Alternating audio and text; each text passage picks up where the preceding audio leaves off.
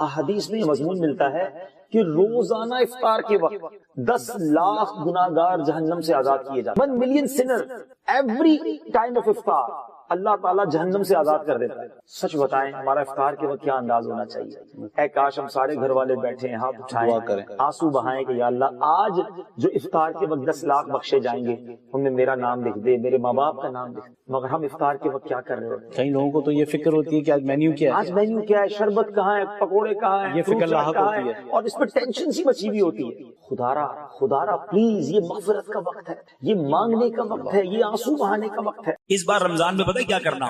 جب آپ کے گھر میں افطاری تیار ہو جائے تو اپنی افطاری سے پہلے نکالنا وہی اچھی چیزیں اور کسی ایک گھر میں بھیج دیں، ایک غریب کو کھلا دیں، اپنے کسی ملازم کو. بچا ہوا نہ کھلایا کرو یار، اب بہترین کھلاؤ. جملہ یاد رکھو، اچھا دو گے تو اچھا ملے گا، پورا دو گے تو پورا ملے گا، ٹوٹا دو گے تو اب آپ کی مرضی کون سا چاہیے. اللہ کی بارگاہ میں دل دیکھا جاتا ہے کہ جب میری باری جاتی ہے تو یہ کیوں گھٹیا مال دیتا ہے. ہمارے پیسے اللہ کو تھوڑی جاتے ہیں، مگر رب کی بارگاہ میں نیت دیکھی جاتی ہے. انجوائے کیا کرو، خرچ کرو اور شکر ادا کرو. یا اللہ تیری مہربانی. جب بھی دین کی راہ میں خرچ کرو نا، اچھا پھر گن گن کر بھی بڑا خرچ کرتے ہیں لوگ. مثال کے طور پہ زکات دے دی نا، جتنا حساب بنتا تھا اللہ کرے وہ بھی پوری دے دیں. آج کل تو یہ بڑی وبا آ گئی ہے کہ لوگ پوری زکات ہی نہیں دیتے. بہرحال جس نے پوری بھی دے دی نا اس کو مشورہ دے رہا ہوں. اب آپ کے ساتھ پاس کوئی نیا کام آ گیا، کسی غریب کی مدد کرنی ہے، کوئی دینی کام آ گیا، تو لوگ کہتے ہیں بھائی زکات پوری دے دی، اب اگلے سال آنا. ایک حدیث سن لو جس کا مضمون ہے گن گن کر خرچ نہ کرو ورنہ وہ رب کریم بھی تمہیں گن گن کر عطا فرمائے. جب اللہ دیے جا رہا ہے تم کیوں روک رہے ہو؟ اور دو وہ اور دے گا، اور دو وہ اور دے گا. یقین تو رکھو نا. تو اس بار پوری زکات، زیادہ صدقہ و خیرات اور اچھے دل سے دیں گے انشاءاللہ. یہی گڑبڑ ہم کہاں کرتے ہیں فطرے کے اندر. کیا گڑبڑ کرتے ہیں؟ فطرہ کون سا دیتے ہیں؟ بچپن سے سن رہے ہیں گندم کا فطرہ 50 روپے کا 50 روپے دے دیے، 60 روپے تو 60 دے دیے، 100 تو 100، 150. وہ پوری حدیث تو سنو. میرے آقا نے 4 فطرے بیان کیے ہیں، جو کا، کشمش کا، کھجور کا. پھر چوتھے نمبر پہ گندم کی باری آتی ہے. ہماری تو سٹارٹ ہی گندم سے ہوتی ہے، سب سے سستی والی ہے نا. سستا والا فطرہ کون سا وہ لے لو. عید کے دن فطرہ دیتے ہیں نا، عید سے 2-4 دن پہلے دیتے ہیں. عید کی خریداری کرنے جب جاتے ہیں دکان پر تو کیا بولتے ہیں؟ بدے سے سب سے سستا والا کپڑا نکال دو، یہ بولتے ہیں. نہیں اچھا والا دکھاؤ، برانڈیڈ. نہیں کوالٹی کون سی آئی ہے؟ عید ہے بھائی، جوتے اچھے والے، بچوں کے لیے برانڈیڈ. یعنی اپنے لیے خریدنا ہے تو اچھا ٹاپ لیول، اللہ کی راہ میں دینا تو سستے والا فطرہ.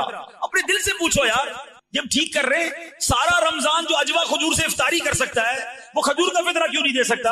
بہترین افطاری رب نے تمہیں پورا مہینہ کرائی، تمہیں روڈ پہ بیٹھ کر افطار نہیں کرنی پڑی. جب اللہ کی بارگاہ میں دینے کی باری آئی سب سے نچلی کیٹیگری کا فطرہ. میں نہیں کہتا فطرہ ادا نہیں ہوگا، کوئی اس کو مسکنسپشن نہ بنائے. غریب آدمی ٹھیک ہے وہ فطرہ دے دے، اس کا ہو جائے گا. مگر جس کو رب نے کروڑوں سے اچھا بنایا وہ کیوں ایسی کام کرتا ہے بھائی؟ ہاں اچھی نیت کرو، اللہ تمہیں اتنا نوازے گا تم سوچ بھی نہیں سکتے. حضرت سیدنا انس رضی اللہ تعالیٰ عنہ روایت کرتے ہیں کہ رسول اکرم نور مجسم شاہ آدم و بنی آدم صلی اللہ تعالیٰ علیہ وسلم نے ارشاد فرمایا، اللہ تعالیٰ فرماتا ہے اے ابن آدم، تو نے جب بھی مجھے پکارا اور مجھ سے رجوع کیا میں نے تیرے گناہوں کی بخشش کر دی اور مجھے اس کی پرواہ نہیں. اور اے ابن آدم، اگر تیرے گناہ آسمان تک پہنچ جائیں پھر تو مجھ سے مغفرت طلب کرے تو میں تیری بخشش کر دوں گا اور میری ذات بے نیاز ہے. اے ابن آدم، اگر تیری مجھ سے ملاقات اس حال میں ہو کہ تیرے گناہ پوری زمین کو گھیر لیں لیکن تو نے شرک کا ارتکاب نہ کیا ہو تو میں تیرے گناہوں کو بخش دوں گا.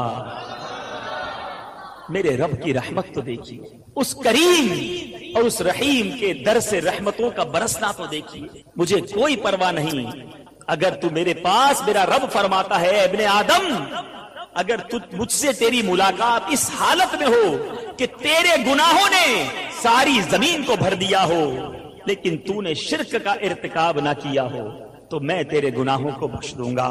حضرت سیدنا انس رضی اللہ تعالیٰ عنہ سے روایت ہے، آج اگر کوئی شخص جرم کرتا ہے اس کو عدالت میں پیش کر دیا جاتا ہے. اگر اس پر کوئی کیس ہو جائے، اگر کوئی دنیاوی کرائم کر لے، پہلے تھانے میں رپٹ لکھوائی جاتی ہے، اس کے بعد وہ کیس عدالت میں جاتا ہے اور عدالت میں جانے کے بعد اگر وہ شخص کسی طرح ضمانت دے کر یا اپنی سزا بھگت کر یا سامنے مقدمہ کرنے والا معاف کر دے، کمپرومائز ہو جائے تو اس کو چھوڑ دیا جاتا ہے، بری کر دیا جاتا ہے. مگر آپ یہ بات جانتے ہیں کہ اس کا کرمنل رپورٹ بیک گراؤنڈ ہے، وہ قائم رہتا ہے. کسی کو اگر آج سے 5 سال پہلے بھی سزا ہوئی ہو تو کورٹ میں اس شخص کا وہ کرائم رپورٹ باقی رہتی ہے، تھانے میں اس کا نام ضرور رہتا ہے، اس کا کریکٹر کلیئر نہیں ہوتا. میرے رب کا دربار بڑا نرالا ہے، اس رحمان کے در کے اصول بہت نرالے ہیں. اللہ اکبر. حضرت سیدنا انس رضی اللہ تعالیٰ عنہ سے روایت ہے کہ رسول اکرم نبی مکرم شہنشاہ دو عالم صلی اللہ تعالیٰ علیہ وسلم نے ارشاد فرمایا کہ جب بندہ اپنے گناہوں سے توبہ کرتا ہے تو اللہ عز و جل لکھنے والے فرشتوں کو اس کے گناہ بھلا دیتا ہے، اور اس طرح اس کے اعضاء یعنی ہاتھ پاؤں کو بھی بھلا دیتا ہے، اور اس زمین پر اس کے نشانات بھی مٹا ڈالتا ہے، یہاں تک کہ قیامت کے دن جب وہ اپنے اللہ سے ملے گا تو اللہ عز و جل کی طرف سے اس کے گناہ پر کوئی گواہ نہ ہوگا. غور کیجئے میرا رب کتنا کریم ہے. ارے بندہ ہی ہے جو اس کے دربار میں سر نہیں جھکاتا، بندہ ہی ہے جو اس کی بارگاہ میں آنسو نہیں بہاتا. آج کسی کا دل دکھا دیں، آج کسی کا حق دبا لیں، معاف تو کروا لیں گے مگر اس کے دل سے نہ نکال سکیں گے. کرائم رپورٹ اور آپ کا کرائم بیک گراؤنڈ ختم نہیں ہو سکتا، مگر میرے رب کی شان یہ ہے کہ جب وہ توبہ قبول فرماتا ہے، جب وہ بندے کو معافی عطا فرماتا ہے تو فرشتے جو گناہ لکھتے ہیں ان کو گناہ لکھنا بھلا دیتا ہے. جس زمین پر گناہ ہوتے ہیں اس زمین کو وہ جرم بھلا دیتا ہے. اللہ اکبر. جب وہ بندہ رب کی بارگاہ میں پیش ہوتا ہے تو اس کے تمام گناہوں پر کوئی گواہ بھی نہیں ہوتا، میرا رب اس کی بخشش فرما دیتا ہے. اے میرے پیارے اور محترم اسلامی بھائیوں، میرے آقائے دو جہاں صلی اللہ تعالی علیہ وسلم نے توبہ کے حوالے سے جو ترغیبات ارشاد فرمائی، ایسی احادیث کرام بھی موجود ہیں کہ جس میں میرے آقا نے توبہ سے متعلق ہمیں ترغیبات ارشاد فرمائی ہیں کہ توبہ کرنے کے بارے میں ترغیب دی گئی. آئیے وہ حدیث پاک سنتے ہیں. حضرت سیدنا انس رضی اللہ تعالیٰ عنہ کہتے ہیں کہ رسول اکرم صلی اللہ تعالیٰ علیہ وسلم نے ارشاد فرمایا سارے انسان خطا کار ہیں، سارے انسان خطا کار ہیں، اور خطا کاروں میں سے بہتر وہ ہیں جو توبہ کر لیتے ہیں. ایک اور جگہ ایک آدمی نے حضرت سیدنا ابن مسعود رضی اللہ تعالیٰ عنہ سے پوچھا ایک آدمی نے گناہ کیا، کیا اس کی توبہ کی کوئی صورت ہے؟ حضرت سیدنا ابن مسعود رضی اللہ تعالیٰ عنہ نے منہ دوسری طرف پھیر لیا، پھر دوبارہ ادھر توجہ کی تو ان کی آنکھیں ڈبڈبا رہی تھیں، آنکھوں میں آنسو تھے. فرمایا جنت کے 8 دروازے ہیں، سب کھلتے اور بند ہوتے ہیں سوائے توبہ کے، اس لیے کہ توبہ کے دروازے پر ایک فرشتہ مقرر ہے جو بند نہیں ہوتا. اس لیے نیک عمل کرو اور مایوس نہ ہو. اے میرے پیارے اور محترم اسلامی بھائیوں، اللہ تبارک و تعالیٰ کی رحمت کے قربان غور طلب بات یہ ہے کہ آج اگر ہم کسی کی بارگاہ میں کسی بڑے افسر کا کوئی ایسا کہا ٹال دیں، کسی حکمران کی بات کو ٹال دیں، اس کا حکم نہ مانیں، اس کا دل دکھا دیں، اور پھر دل میں تمنا کریں کہ وہ معاف کر دے، اور اگر وہ معاف کر دے تو ہم بہت خوش ہوتے ہیں، یار بڑی مہربانی آپ نے معاف کر دیا. ہمارے دوستوں میں ناراضگی ہو جاتی ہے، اگر کوئی دوست ناراض ہو جائے ہماری غلطی کی وجہ سے تو اب ہماری خواہش یہ ہوتی ہے کہ ہم اس سے معافی مانگیں تو وہ ہمیں معاف کر دے. مگر میرا رب اس سے بڑا کریم کوئی نہیں ہے، اس سے بڑا رحمان کوئی نہیں ہے، اس سے بڑا درگزر کرنے والا کوئی نہیں ہے. اللہ اکبر. حدیث پاک سنیے اور جھوم جائیے.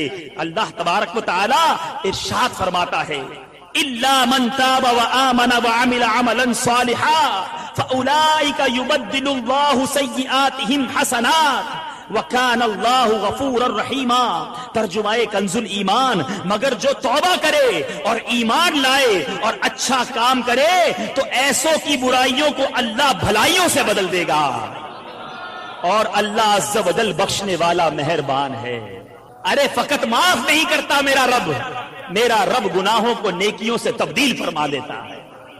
ارے اسی کے گناہ کریں، اسی کو ناراض کریں، اسی کی نافرمانیاں کریں، اور جب بندہ اس کے دربار میں سر جھکا لے، جب بندہ اس کی بارگاہ میں آنسو بہائے، جب بندہ اس سے معافی مانگے، اور میرا رب جب اسے معافی عطا کرے، اس کا دریائے رحمت جوش میں آئے تو فقط معاف نہیں فرماتا بلکہ گناہوں کو نیکیوں سے بدل ڈالتا ہے. اللہ اکبر. اللہ اکبر، غور تو کیجئے کیسی رحمت ہے میرے رب کی سرکار کی امت پر۔ اللہ تبارک و تعالی توبہ کرنے والوں کے فضائل بیان کر رہا ہے، ذرا غور تو کیجئے۔ بندہ گناہگار ہے، بندہ سیاہ کار ہے، اپنے رب کی بارگاہ میں معافی مانگ رہا ہے، ارے میرا رب معاف بھی کر رہا ہے، ان کے فضائل بھی بیان کر رہا ہے۔ اللہ تبارک و تعالی قرآن مجید میں ارشاد فرماتا ہے ان اللہ یحب التوابین ویحب المتطہرین، ترجمہ کنز الایمان، بے شک اللہ پسند کرتا ہے بہت توبہ کرنے والوں کو اور پسند رکھتا ہے ستھروں کو۔ اللہ اکبر، ارے جن کو اللہ پسند کر لے، جن کو اللہ محبوب بنا لے، ان کا دنیا میں بھی بیڑا پار ہے، آخرت میں بھی بیڑا پار ہے۔ ایک اور مقام پر میرا رب ارشاد فرماتا ہے ترجمہ کنز الایمان، مگر جو تائب ہوئے اور ایمان لائے اور اچھے کام کیے تو یہ لوگ جنت میں جائیں گے اور انہیں کچھ نقصان نہ دیا جائے گا۔ رحمت دا دریا الہی ہر دم وگدا تیرا، رحمت دا دریا الہی ہر دم وگدا تیرا، جے ایک قطرہ بخشے مینوں کم بڑھ جاوے میرا۔ عدل کرے تے تھر تھر کمبن اچیاں شانہ والے، عدل کرے تے تھر تھر کمبن اچیاں شانہ والے، اے مولا فضل کرے تے بخشے جاسن میں ورگے منہ کالے۔ میرے رب کی وہ شان ہے کہ جب بندہ معافی مانگتا ہے، جب اپنے سر کو اس کے دربار میں جھکا لیتا ہے، اپنے آنسوؤں کو بہنے دیتا ہے، تو میرا رب تو وہ ہے جو بندے کو اس کی ماں سے زیادہ چاہنے والا ہے۔ روایتوں میں آتا ہے کہ رب تعالی اپنے بندوں کو ان کی ماں سے 70 گنا زیادہ چاہتا ہے۔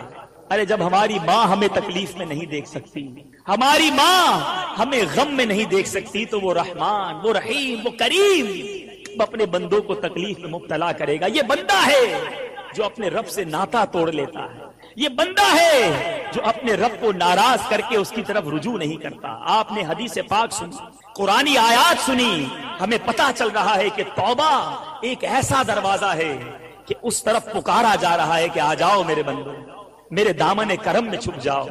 اب ہمیں چاہیے کہ اپنے رب کی طرف رجوع لائیں۔ اب سوال یہ دل میں پیدا ہوتا ہے کہ ایسی کیا وجوہات ہیں کہ بندہ گناہ تو کرتا ہے مگر اتنے سارے فضائل قرآن میں ہم نے سنے ہیں، احادیث میں سنا، تو ایسی کیا وجہ ہے کہ بندہ توبہ کی طرف جلدی نہیں کرتا بلکہ توبہ سے بھاگتا ہے، یہ توبہ کرنے میں سستی کرتا ہے؟ آج کچھ وجوہات بھی بیان کروں گا اور انشاءاللہ فیضان مرشد سے ان وجوہات یا ان سبب کے کچھ طریقے یا اس کا علاج بھی عرض کروں گا، تاکہ ہمیں پتا چلے کہ کون سی ایسی رکاوٹیں ہیں، کون سی ایسی بندشیں ہیں جو ہمیں اپنے رب کی طرف توبہ کرنے سے روک ڈالتی ہیں۔ سب سے پہلی وجہ وہ یہ ہے کہ گناہوں کے انجام سے غافل ہونا توبہ کی راہ میں بہت بڑی رکاوٹ ہے۔ شاید اس کی وجہ یہ ہے، غور طلب بات ہے، کہ انسان کو جس عذاب سے ڈرایا گیا ہے وہ عذاب اس کی آنکھوں سے اوجھل ہے۔ کہا جاتا ہے جہنم میں جلایا جائے گا، جناب آگ میں ڈال دیا جائے گا، شراب پیو گے تو یہ گناہ ملے گا، نماز نہیں پڑھو گے تو یہ گناہ ملے گا، بد نگاہی کرو گے تو آنکھوں میں آگ ڈال دی جائے گی، برا سنو گے تو کانوں کے اندر سیسا پگھلا ہوا ڈالا جائے گا۔ تو یہ گناہ کے ہم عذاب تو سنتے ہیں مگر یہ عذاب انسان کی نظروں سے اوجھل ہے، اس نے دیکھے نہیں۔ تو اس وجہ سے یہ انسان کا فطری تقاضا کہ جو چیز کیش ہوتی ہے، جس کا رزلٹ فوری ملتا ہے، انسان اس کی طرف چلا جاتا ہے، بعد والے رزلٹ کو چھوڑ دیتا ہے۔ مثال کے طور پہ گناہ کرتا ہے، شراب پی، معاذ اللہ، لذت فوراً مل گئی، عذاب تو نہ ملا، عذاب تو بعد میں ملے گا، تو انسان فوری رزلٹ والی چیز کی طرف جلدی چلا جاتا ہے۔ جھوٹ بولا، بظاہر تھوڑا سا فائدہ اٹھا لیا، فوراً رزلٹ مل گیا، جھوٹ کا عذاب تو باقی رہا مگر سامنے تو عذاب نہ آیا۔ حرام روزی کمائی، بینک بیلنس بڑھ گیا، اس حرام روزی کا جو عذاب ہے وہ سامنے تو نہیں ہے۔ تو انسان جو چیز فوری مل جاتی ہے، جس کا رزلٹ فوری آ جاتا ہے، اس کی طرف بڑھ جاتا ہے مگر بعد والی باتوں کو بھول جاتا ہے، اور اس وجہ سے وہ توبہ کرنے میں تاخیر کرتا ہے، گناہوں کو نہیں چھوڑتا۔ یہ بھی ایک وجہ ہوتی ہے۔ آئیے اس کا جواب اور اس کا حل سمجھنے کی کوشش کرتے ہیں۔ ایسا شخص غور کرے، اگرچہ عذابات میری نگاہوں سے اوجھل ہیں لیکن ہیں تو یقینی، اور کتنے ہی دنیاوی فوائد ایسے ہوتے ہیں جنہیں مستقبل میں ہونے والے نقصانات کی وجہ سے میں چھوڑ دیتا ہوں۔ مثال کے طور پر اگر کوئی کافر ڈاکٹر ہو, ہم کسی کافر ڈاکٹر کے پاس جائیں اور وہاں جا کر اس کو اپنا بڑا اسپیشلسٹ ڈاکٹر ہو اور جا کر اس کو اپنا جب چیک اپ کروائیں تو وہ ہمیں کہے کہ جناب آپ کو تو بڑا ہائی کولیسٹرول ہو چکا ہے اور آپ کا بلڈ پریشر بھی بہت ہائی ہے, آپ کا شوگر لیول بھی بڑا ایکسیڈ کر رہا ہے, بڑھتا جا رہا ہے, تو آپ نے اب کوئی میٹھی چیز نہیں کھانی, اب آپ نے کوئی چکناٹ والی چیز نہیں کھانی, آپ نے جناب کوئی جو ہے وہ گھی تیل والی چیزوں سے اپنے آپ کو بچانا ہے. اب مجھے بتائیے میرے پیارے اسلامی بھائیوں, کیا میٹھا کھانا حرام تھا؟ کیا چکنائی والی چیز کھانا ناجائز تھا؟ کیا اس طرح کے مرغن غذائیں کھانا غلط تھا؟ سب جائز چیزیں تھی, حلال چیزیں ہیں, مگر ہمیں یہ بھی نہیں پتا کہ اس کا جو سمپٹمز وہ بتا رہا ہے کہ اس کو کھانے سے اللہ نہ کرے ہارٹ اٹیک ہو جائے گا, شوگر ہائی ہو جائے گی یا گردے فیل ہو جائیں گے. یہ چیزیں تو بعد میں ہونی ہیں, مگر آج دنیا میں آنے والے نقصان کے پیش نظر ہم ایک کافر ڈاکٹر کی تو بات مان لیتے ہیں اور اس کی بات مان کر حرام نہیں حلال چیزوں کو کھانا چھوڑ دیتے ہیں. تو رب کے وعدوں پر یقین کیوں نہیں رکھتے؟ ارے اس کے وعدے سچے ہیں. اگر اس نے ارشاد فرمایا ہے کہ گناہگاروں کو وہ عذاب دے گا تو وہ عذاب دے گا, اس کے وعدے سچے ہیں. ارے رب کے وعدوں پر حرام نہیں چھوڑتے اور آج ڈاکٹر کی بات پر حلال چھوڑ دیتے ہیں. ایسے شخص کو غور کرنا چاہیے کہ مجھ سے بڑا نادان کون ہے کہ میرے رب کے وعدے سچے ہیں, آج حرام کو چھوڑ دوں, ورنہ ایسا نہ ہو کہ آج تو مجھے یہ حرام میں بڑی لذت آ رہی ہے, کل اس کا جب عذاب چکھنا پڑے گا, جب اس کا عذاب ملے گا تو میں کیسے اپنے رب کی بارگاہ میں کس منہ سے پیش ہو سکوں گا. تو امید ہے یہ جو رکاوٹ ہے یہ دور ہو جائے گی. دوسری وجہ جو انسان کو توبہ کرنے میں تاخیر کا باعث بنتی ہے وہ یہ ہے کہ بعض اوقات انسان کے دل و دماغ پر مختلف گناہوں مثلا زنا, شراب نوشی, بد نگاہی, نامحرم عورتوں سے ہنسی مذاق, فلم بینی, حرام روزی اور طرح طرح کے گناہوں کا ایسا چسکا پڑ جاتا ہے, ایسی لذت میں وہ ملوث ہو جاتا ہے کہ پھر سوچتا ہے کہ اگر میں نے توبہ کر لی تو زندگی کا مزہ ہی کیا رہے گا. کیا فلم دیکھے بغیر بھی زندگی کا کوئی مزہ ہے؟ کیا جھوٹ بولے بغیر اور یہ فرینڈ سرکل کے بغیر بھی میں زندہ رہ سکوں گا؟ اچھا جناب میں تو شراب کا ایسا عادی معاذ اللہ, تو اب شراب پیے بغیر کیسے زندگی گزرے گی؟ ایسے لوگ اس لیے بھی گناہوں سے دور نہیں ہوتے کہ اب زندگی کا ایک ایسا جزو لا ينفق وہ گناہ بن چکا ہوتا ہے کہ ایسا لگتا ہے کہ یہ گناہ چھوڑیں گے تو زندگی بے مزہ ہو جائے گی. پھر کیسے توبہ کریں؟ اگر یہ رکاوٹ ہے تو آئیے اس کا حل بھی سنتے ہیں. حل یہ ہے کہ اس قسم کی جو صورتحال سے دو چار شخص ہو یا ہم میں سے بھی اگر کوئی ایسا بدنصیب ہے کہ گناہوں کی ایسی عادت پڑ چکی ہے جس کو چھوڑنے کا دل نہیں چاہتا, بلکہ ایسا لگتا ہے کہ یہ چھوٹے گی نا تو کوئی لذت نہیں رہے گی, زندگی میں کوئی گلیمر نہیں رہے گا, بڑی بے مزہ سی زندگی ہو جائے گی. تو اے میرے پیارے اسلامی بھائیوں, ایسا شخص اس طرح سوچے کہ جب میں زندگی کے مختصر ایام میں ان لذتوں کو نہیں چھوڑ سکتا تو مرنے کے بعد ہمیشہ ہمیشہ کے لیے ان لذتوں سے کیسے محرومی گوارا کر لوں گا. مرنا تو ہے اور آپ اور مجھ میں سے کوئی بھی یہ دعویٰ نہیں کر سکتا کہ کل صبح تک بھی وہ زندہ رہے گا. جب ہمیں اتنا بھی پتا ہے کہ ایک رات کی گارنٹی نہیں ہے تو پھر جب مرنا ہے تو یہ تمام لذتیں چھوٹ جائیں گی. آج دنیا میں نہیں چھوڑ رہے, مرنے کے بعد تو ویسے ہی چھوٹ جائیں گی. اور دوسری بات کہ ان گناہوں کی لذت تو ہے مگر اس کا انجام طویل غم ہے. ایک بزرگ کا قول کاش ہم سب کے سینوں پر نقش ہو جائے. فرماتے ہیں کبھی بھی لذت کی وجہ سے گناہ نہ کرو, کبھی بھی لذت کی وجہ سے گناہ نہ کرو کہ لذت تو جاتی رہے گی لیکن گناہ باقی رہے گا. آج فلم دیکھی 2-3 گھنٹے تو بڑا لطف آیا, جیسے ہی فلم بند ہوئی لذت بھی ختم ہو گئی نا, مگر اس کا گناہ نامہ اعمال پہ باقی رہ گیا.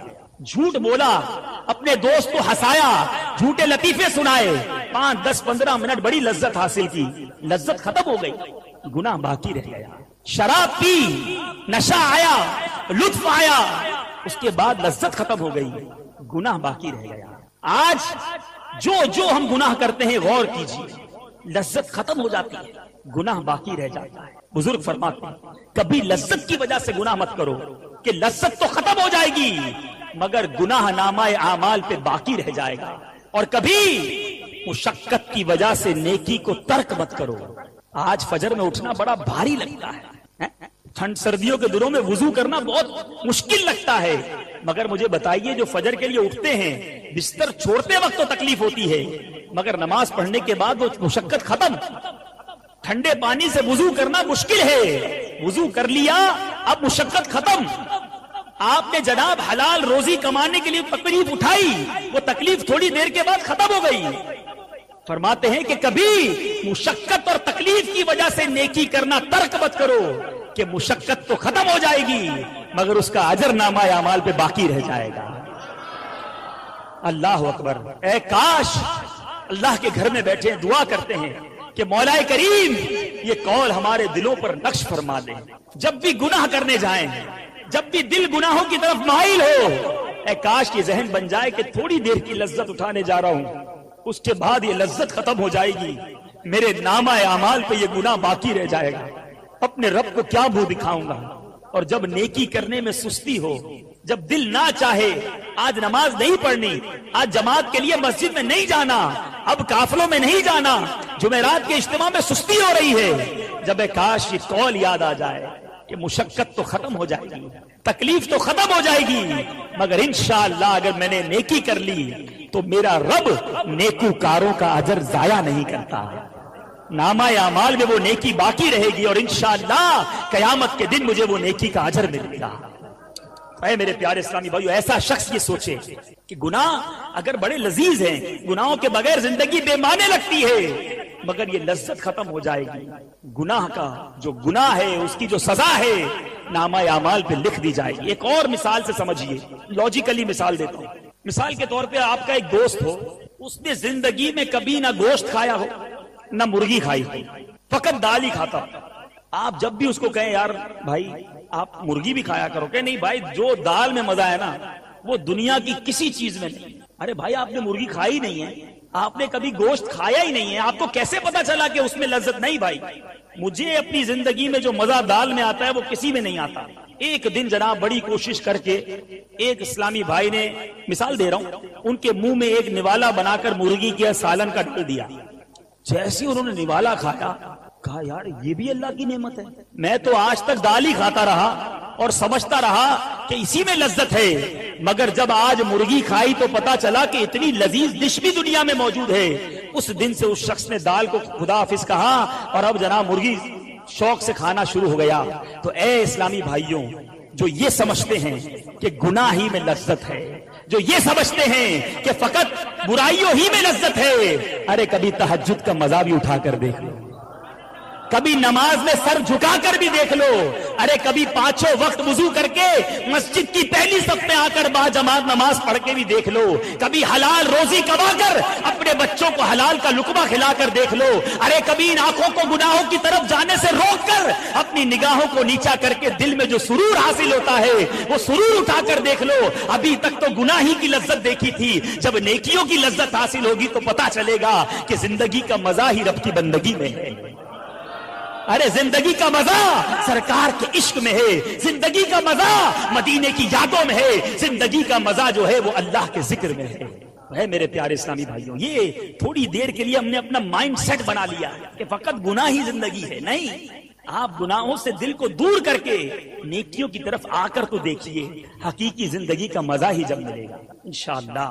اسی طرح ایک اور بات، ایک اور جو وجہ توبہ میں تاخیر کا سبب بنتی ہے وہ یہ ہے، نفس و شیطان اس طرح انسان کا ذہن بناتے ہیں کہ ابھی تو بڑی عمر پڑی ہے، ارے ابھی تو جوانی کے دن ہے، ابھی تو خوشیوں کے دن ہیں، ابھی سے مولوی بن جاؤ گے، ابھی سے گناہوں کو چھوڑ دو گے، ابھی سے مسجد میں چلے جاؤ گے، یار ابھی تو نوکری کرنی ہے، پھر ریٹائر ہو جانا، جب بڑی عمر ہو جائے گی پھر مسجد میں چلے جانا، پھر سارے گناہوں کی توبہ کر لینا۔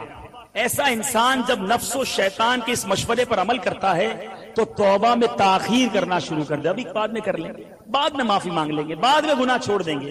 ایسے اسلامی بھائیوں کی بارگاہ میں عرض ہے کہ ان کو اس طرح غور کرنا چاہیے کہ موت کا آنا تو یقینی ہے، چاہے کوئی بھی فرقے سے تعلق رکھتا ہو، کسی بھی مذہب سے تعلق رکھتا ہو، کسی بھی ملک کسی بھی زبان کا شخص ہو، سائنٹیفک طور پہ بھی یہ بات ڈکلیئر ہے کہ جس انسان نے دنیا میں آیا ہے، آنا ہے، اس نے آخر اس کو موت بھی آنی ہے۔ جس نے آپ اس دنیا میں آ کر حیات حاصل کی، اب موت کا جام بھی اسے پینا ہے۔ تو اب جب یہ پتا ہے کہ موت آنی ہے. اب کب آنی ہے؟ ہم یہ شعر تو بڑا دھوم دھام سے پڑھتے اور سنتے ہیں کہ آگاہ اپنی موت سے کوئی بشر نہیں، آگاہ اپنی موت سے کوئی بشر نہیں، سامان 100 برس کا ہے پل کی خبر نہیں. تو ہمیں پتا ہے کہ کسی وقت بھی چلے جانا ہے، تو پھر توبہ جیسی سعادت کو کل پر چھوڑ دینا یہ عقل مندی نہیں. جس گناہ کو چھوڑنے پر آج میرا نفس تیار نہیں ہو رہا، کل جب اس گناہ کی عادت پکی ہو جائے گی تو میں کیسے امید رکھتا ہوں کہ جب بڑا ہو جاؤں گا، بوڑھا ہو جاؤں گا تو یہ گناہ مجھ سے چھوٹ جائے گا. اور میرے پیارے اور محترم اسلامی بھائیوں، کس کو پتا ہے کہ بڑھاپا تک پہنچوں گا کہ نہیں؟ کیا آپ جوان موتیں نہیں دیکھتے؟ کیا آپ چھوٹے چھوٹے بچوں کا اس دنیا سے جانا نہیں دیکھتے؟ آج کل تو موتیں ہی جوان ہو رہی ہیں. ینگ نوجوان مر جاتے ہیں، ایکسیڈنٹ میں مر جاتے ہیں، فائرنگ میں مر جاتے ہیں. نہ جانے کیسے کیسے معاملات ہمارے ملک میں ہوتے ہیں کہ نوجوان گھر سے نکلتا ہے، یہ نہیں پتا ہوتا کہ گھر لوٹوں گا کہ نہیں. پھر یہ کیسی مینٹالٹی ہے، یہ کیسی عقل مندی ہے کہ جناب ابھی تو عمر پڑی ہے. ارے عمر تو ہمیں پتہ ہی نہیں کتنی پڑی ہے. حدیث پاک میں آتا ہے کہ توبہ میں تاخیر کرنے سے بچو کیونکہ موت اچانک آ جاتی ہے. ایسے اسلامی بھائیوں کو اپنا ذہن یوں بنانا چاہیے. ایک اور اسلامی بھائی بڑا عجیب قسم کا ایک طبقہ یہ بھی ملتا ہے جو یہ کہتے ہیں کہ جناب اللہ بڑا غفور الرحیم ہے، وہ بہت بخشنے والا ہے، جناب اس کی رحمت سے تو ہمیں بڑی امید ہے، گناہ کرتے رہو وہ معاف کر دے گا. ایسے بھی لوگ ملتے، توبہ کر لو بھائی. ارے توبہ کی کیا ضرورت ہے، وہ غفور الرحیم ہے، وہ بڑا رحیم ہے، وہ ہماری بخشش فرما دے گا. اب یہ بھی ایک طرح سے شیطان کا وار ہے. جی ہاں، غور سے سنیے. ایسوں کی خدمت میں گزارش ہے کہ بے شک اللہ تعالی رحیم و کریم ہے، اس میں کسی مسلمان کو شک و شبہ نہیں ہے. لیکن جس طرح یہ دونوں اس کی صفات ہیں، اسی طرح وہ قہار اور جبار بھی ہے. یاد رکھیے، وہ قہار اور جبار بھی ہے. اور یہ بات بھی قرآن و حدیث سے ثابت ہے کہ کچھ نہ کچھ مسلمان جہنم میں جائیں گے، اپنے کیے کی سزا بھگتیں گے، اس کے بعد جنت میں آئیں گے. تو آپ کے پاس ایسی کون سی گارنٹی ہے کہ جناب جو جہنم میں جائیں گے ان میں آپ نہیں ہوں گے، وہ غفور الرحیم آپ کو بخش دے گا؟ ارے جب ہمیں معلوم نہیں ہے تو فقط رحمت کے آسرے پر گناہ کرنا یہ اچھی بات نہیں ہے. اللہ اکبر. عمر فاروق رضی اللہ تعالیٰ عنہ خلیفۃ المسلمین ہیں. حضرت عمر رضی اللہ تعالیٰ عنہ کے مرتبے کے کوئی کیا بیان کر سکتا ہے؟ روایتوں میں آتا ہے حضرت عمر فاروق جس گلی سے گزر جاتے اس گلی سے شیطان نہیں گزرتا. میرے آقا فرماتے ہیں جس کا مفہوم ہے کہ اگر میرے بعد کوئی نبی ہوتا تو وہ عمر ہوتا.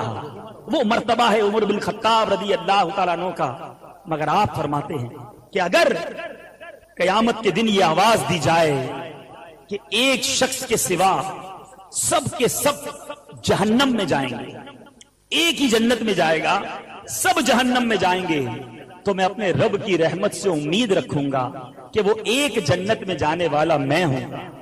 اور آپ کا خوف خدا ملاحظہ ہو. فرماتے ہیں اور اگر یہ اعلان کیا جائے کہ سب جنت میں جائیں گے، ایک جہنم میں جائے گا، تو عمر یہ خوف رکھے گا کہ کہیں وہ ایک جہنم میں جانے والا میں نہ. تو ہے میرے پیارے اور محترم اسلامی بھائیوں، یقیناً رب کی رحمت سے مایوس نہیں ہونا چاہیے، مگر رب کی رحمت پر دلیر بھی نہیں ہونا چاہیے، گناہوں پر دلیر نہیں ہونا چاہیے کہ جناب اب تو بخشے جائیں گے، وہ بڑا کریم ہے، جو کرنا ہے کر لو. نہیں. الایمان بین الخوف والرجا. ایمان خوف اور امید کے درمیان کی شے کا نام ہے. انسان رب کی رحمت پر جھومتا بھی رہے اور اس کے غضب پر لرزتا بھی رہے تو پھر ہی وہ شخص صحیح معنوں پر ایمان پر کامل ہے. مولا علی کرم اللہ تعالی وجہ الکریم کا فرمان سنیے. آپ نے اپنے بیٹے سے فرمایا، اے بیٹے اللہ تعالیٰ سے ایسا خوف رکھو کہ تمہیں گمان ہونے لگے کہ اگر تم تمام اہل زمین کی نیکیاں لے کر اس کے دربار میں پیش ہوگے تو وہ انہیں قبول نہ کرے گا. اور اللہ تعالیٰ سے ایسی امید رکھو کہ ساری دنیا والوں کے گناہ لے کر اس کے پاس پہنچو گے اور وہ تمہاری بخشش فرما دے گا. یہ ہے ایمان کی روح کہ بندہ لرزتا بھی رہے، کانپتا بھی رہے، ڈرتا بھی رہے اور اس کی رحمت سے امید بھی رکھتا رہے. ایک توبہ نہ کرنے والوں کی ایک قسم اور بھی ہے. وہ ہیں جو فرماتے ہیں کہ جناب اب تو اتنے گناہ ہو گئے، اب تو ایسی خطائیں کر لی کہ اب ہماری توبہ ہی قبول نہیں ہوگی، تو اب توبہ کرنے کا کیا فائدہ. یعنی بالکل ہی رب کی رحمت سے مایوس ہو جاتے ہیں. اے میرے پیارے اور محترم اسلامی بھائیوں، جہاں اللہ کی رحمت سے بے حد دلیر ہو کر گناہ نہیں کرنے، وہاں اس کی رحمت سے مایوس بھی نہیں ہونا۔ اللہ تبارک و تعالیٰ نے ارشاد فرمایا لا تقنطوا من رحمت اللہ ان اللہ یغفر الذنوب جمیعا۔ ترجمہ کنز الایمان، اللہ کی رحمت سے نا امید نہ ہو، بے شک اللہ سب گناہ بخش دیتا ہے۔ رحمت خداوندی کس طرح اپنے امیدوار کو آغوش میں لیتی ہے، اس کا اندازہ اس روایت سے لگائیے۔ مکی مدنی سرکار صلی اللہ تعالی علیہ وسلم نے فرمایا حق تعالی اپنے بندوں پر اس سے کہیں زیادہ مہربان ہے کہ جتنا ایک ماں اپنے بچے پر شفقت کرتی ہے۔ اے میرے پیارے اور محترم اسلامی بھائیوں، اللہ کی رحمت کے بارے میں ایک حدیث پاک سنی اور جھوم اٹھی۔ حضرت سیدنا ابو ہریرہ رضی اللہ تعالیٰ عنہ فرماتے ہیں کہ دو شخصوں کو جہنم سے باہر لایا جائے گا، پہلے جہنم میں ہوں گے، انہیں جہنم سے باہر لایا جائے گا۔ حق تعالیٰ ارشاد فرمائے گا جو عذاب تم نے دیکھا وہ تمہارے عملوں کے سبب تھا، میں اپنے بندوں پر ظلم نہیں کرتا۔ پھر ان دونوں کو دوبارہ جہنم میں ڈالے جانے کا حکم سنا دیا جائے گا۔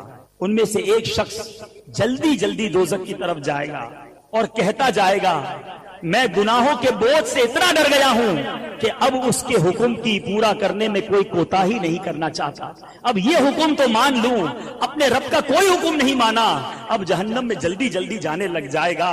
اور دوسرا کہے گا اے میرے رب میں نیک گمان رکھتا تھا، مجھے امید تھی کہ ایک مرتبہ دوزخ سے نکالنے کے بعد دوبارہ دوزخ میں ڈالنا تیری رحمت گوارا نہ کرے گی۔ تب اللہ تعالیٰ کی رحمت جوش میں آئے گی اور ان دونوں کو جنت میں جانے کا حکم سنا دیا جائے گا۔ کیسے میرے رب کی رحمت ہے، میرا رب تو بندوں کو بخشنا چاہتا ہے۔ رحمت حق بہان امی جو ید، رحمت حق بہان امی جو ید، کہ میرے رب کی رحمت قیمت طلب نہیں کرتی بلکہ میرے رب کی رحمت تو بہانے تلاش کرتی کہ میرا بندہ آ جائے تو میں اس کی بخشش کر دوں، اپنے سر کو جھکا لے، اپنے اندر ندامت پیدا کر لے، توبہ کر لے۔ تو اے میرے پیارے اور محترم اسلامی بھائیوں، انسان چاہے کتنے ہی گناہ اس سے کیوں نہ ہو جائیں، لیکن جب وہ نادم ہو کر توبہ کے لیے بارگاہ الہی میں حاضر ہو جائے تو اس کے گناہ معاف کر دیے جاتے ہیں۔ چنانچہ حضرت سیدنا ابو ہریرہ رضی اللہ تعالیٰ عنہ سے روایت ہے کہ رحمت عالم صلی اللہ تعالیٰ علیہ وسلم نے فرمایا اگر تم گناہ کرتے رہو یہاں تک کہ وہ آسمان تک پہنچ جائیں، پھر تم توبہ کرو تب بھی اللہ عز و جل تمہاری توبہ قبول فرما لے گا۔ اسی طرح میرے پیارے اور محترم اسلامی بھائیوں، ایک اور جو توبہ کرنے میں رکاوٹ بنتی ہے، جو وجہ ہے، وہ یہ بھی ہے کہ بندہ یہ عذر پیش کرتا ہے کہ مجھے اپنے آپ پر اعتماد نہیں ہے کہ میں توبہ کر کے پھر گناہ کر لیتا ہوں، توبہ پر استقامت نہیں ہے، میں کیوں توبہ کروں، توبہ کرتا ہوں پھر گناہ ہو جاتے ہیں، تو توبہ ہی نہیں کرتا بندہ۔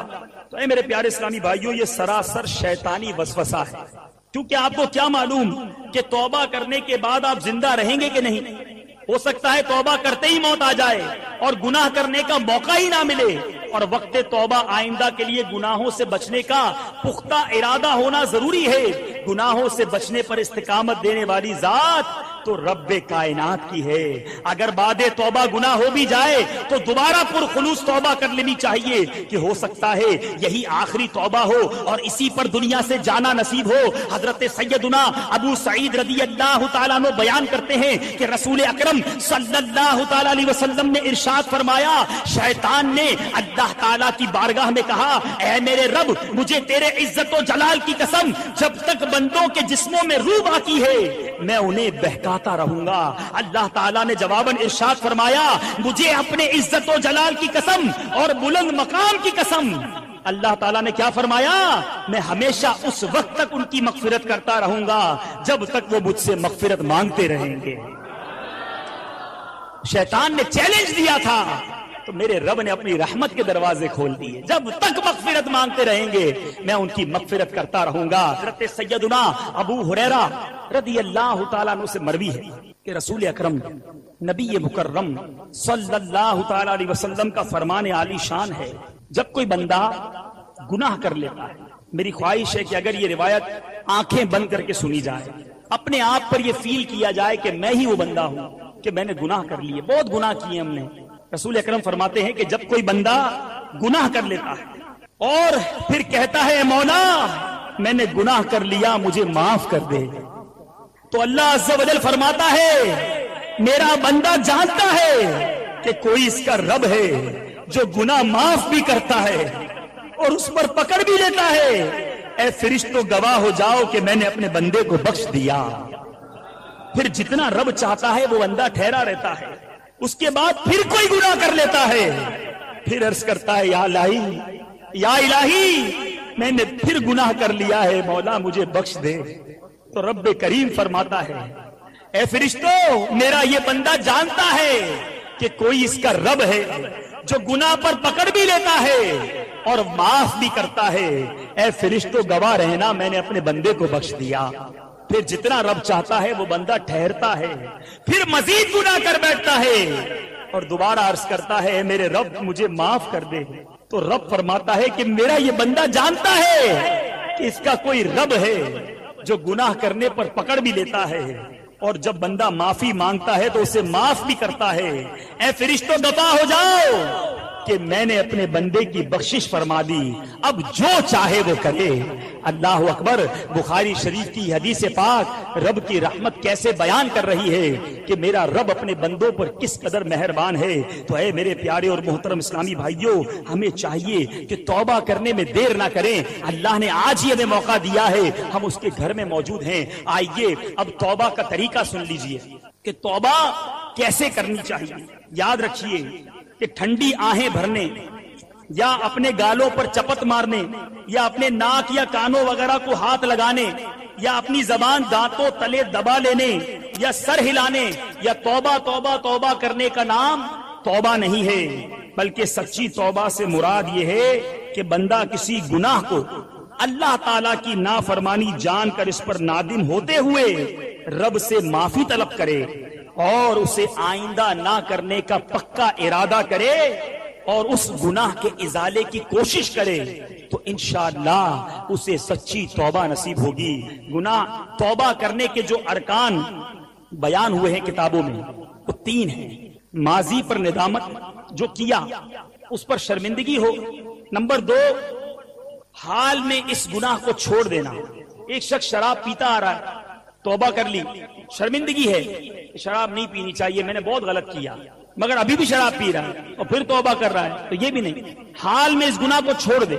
جو ماضی میں کرتا رہا اس پر شرمندگی ہو, حال میں اس گناہ کو چھوڑ دے اور مستقبل میں اس کی طرف نہ لوٹنے کا پکا ارادہ کرے. اگر یہ 3 ارکان پائے جائیں گے تو توبہ انشاءاللہ رب کی بارگاہ میں قبول ہو جائے گی. حضرت سیدنا ابو درداء رضی اللہ تعالیٰ عنہ سے روایت ہے کہ حضرت سیدنا ابراہیم خلیل اللہ علی نبینا والی صلاۃ والسلام خلیل اللہ ہے, اللہ کے نبی ہیں. جب نماز کے لیے کھڑے ہوتے تو خوف خدا کے سبب اس قدر گریہ وزاری فرماتے, اس قدر گریہ وزاری فرماتے کہ 1 میل کے فاصلے سے ان کے سینے میں ہونے والی گڑ گڑاہٹ کی آواز سنائی دیتی تھی. یہ اللہ کی بارگاہ میں ان کا خوف تھا. حضرت سیدنا یحییٰ علی نبینا والی صلاۃ والسلام جب نماز کے لیے کھڑے ہوتے تو خوف خدا سے اس قدر روتے کہ درخت اور مٹی کے ڈھیلے بھی آپ کے ساتھ رونے لگ جاتے. حتیٰ کہ آپ کے والد محترم حضرت سیدنا زکریا علیہ السلام بھی آپ کو دیکھ کر رونے لگتے, یہاں تک کہ بے ہوش ہو جاتے. آپ اسی طرح مسلسل آنسو بہاتے رہتے, یہاں تک کہ ان مسلسل بہنے والے آنسوؤں کے سبب آپ کے رخسار مبارک پر زخم ہو گئے. یہ دیکھ کر آپ کی والدہ ماجدہ نے آپ کے رخساروں پر اونی پٹیاں چپٹا دی. اس کے باوجود جب آپ دوبارہ نماز کے لیے کھڑے ہوتے پھر رونا شروع کر دیتے, جس کے نتیجے میں وہ روئی کی پٹیاں بھیگ جاتی. جب آپ کی والدہ انہیں خشک کرنے کے لیے نچوڑتی تو آپ اپنے آنسوؤں کے پانی کو اپنی ماں کے بازو پر گرتا ہوا دیکھتے تو بارگاہ الہی میں اس طرح عرض کرتے, اے اللہ یہ میرے آنسو ہیں, یہ میری ماں ہے اور میں تیرا بندہ ہوں, جبکہ تو سب سے زیادہ رحم فرمانے والا ہے. اے میرے پیارے اسلامی بھائیوں غور کیجئے کہ اللہ والے اپنے رب کی بارگاہ میں کیسے رویا کرتے. اے میرے پیارے اور محترم اسلامی بھائیوں, رونے والی آنکھیں مانگو, رونا سب کا کام نہیں. رونے والی آنکھیں مانگو, رونا سب کا کام نہیں. ذکر محبت عام ہے لیکن سوز محبت عام نہیں.